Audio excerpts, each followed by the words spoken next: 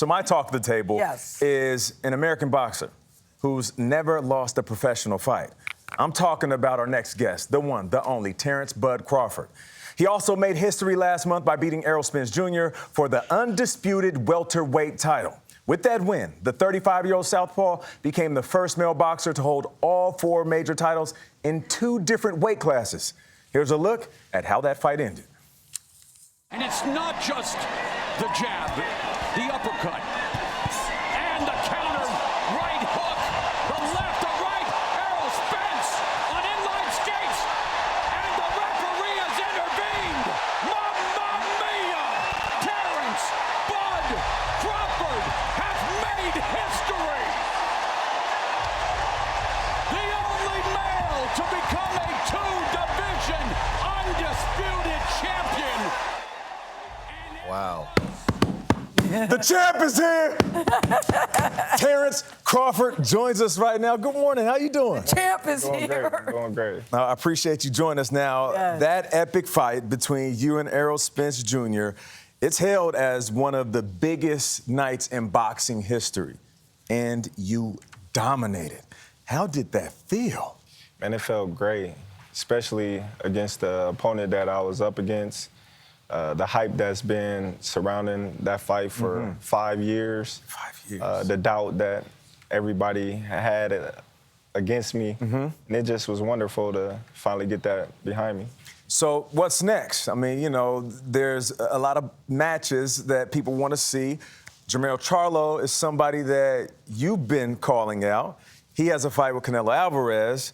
Is that the next opponent that you want to get into the ring with?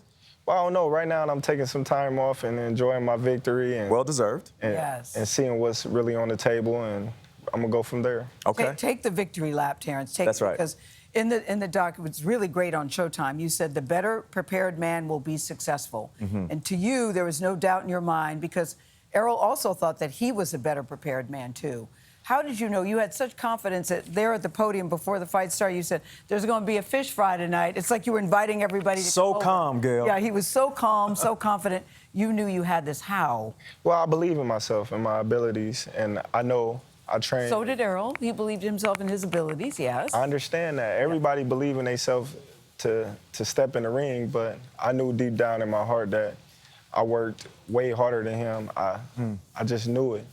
And I just knew my skills will overcome anything that I was faced at that. And Tyson once said, everybody has a plan till they get punched in the face. In the face. Definitely. Spence had never lost, never been knocked down until that fight, and he said ahead of the fight that his plan was to break your will. Ooh. Clearly that did not work out. Where does that will come from, and how did it become so ironclad? Well, I just think it's in me, not on me.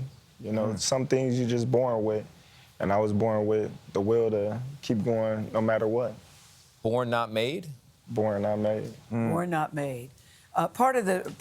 You give some of the credit to your mother, and I want to preface this with you and your mother have a very good relationship today.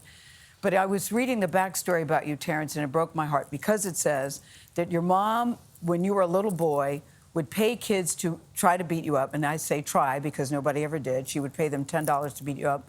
She would never hug you. She would never say, I love you. She would never encourage you. This was all part of the way to make you tougher.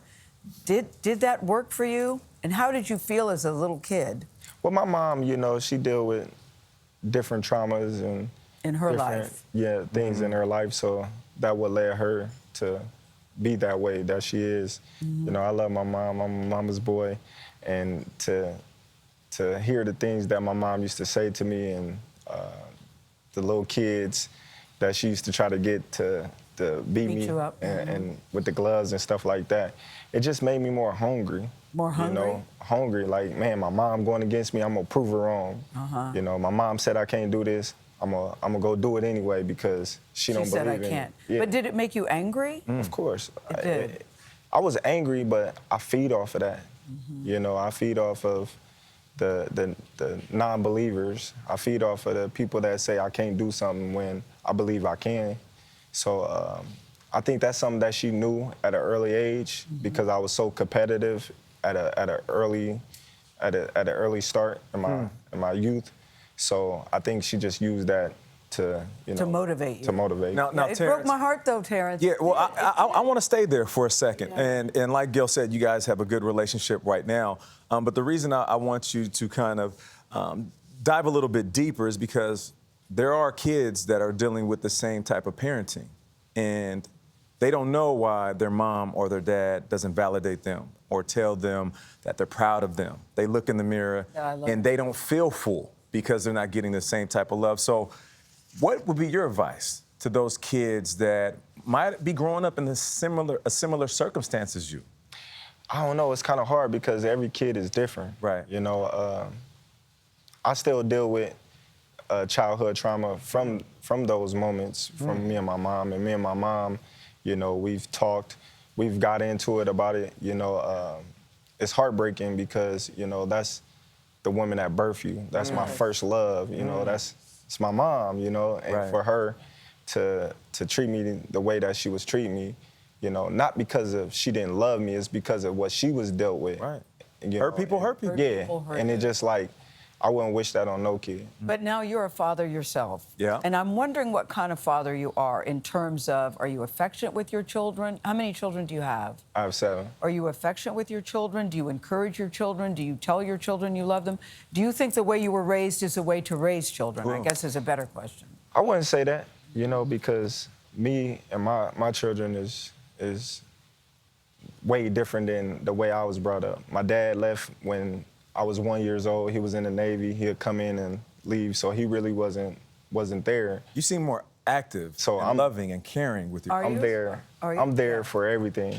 You know, no matter what's the situation or circumstances. If I'm in training camp and my kid have a birthday or they have an event, I'm leaving gone. training camp Yeah. to be with my kids because those moments only last one time. For sure. And they're gonna remember that, and they're gonna always remember, and they're gonna always be able to say, no matter what my dad was doing, He was there. He was always there. There, yeah. So let's get back to boxing for a quick second before we Yes. get out of here.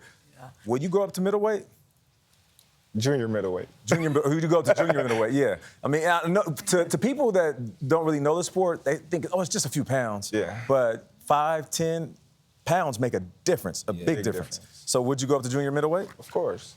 He can do anything, Nate. That's a fact. What's it like to have a perfect record, 40? You've never lost. What is that like? And do you feel pressure to maintain this record?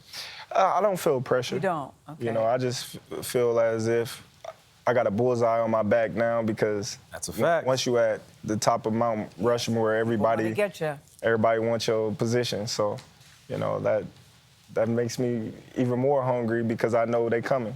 Terence Crawford, undisputed champ, greatest fighter He's in the like, world. bring it on. Thank you very much.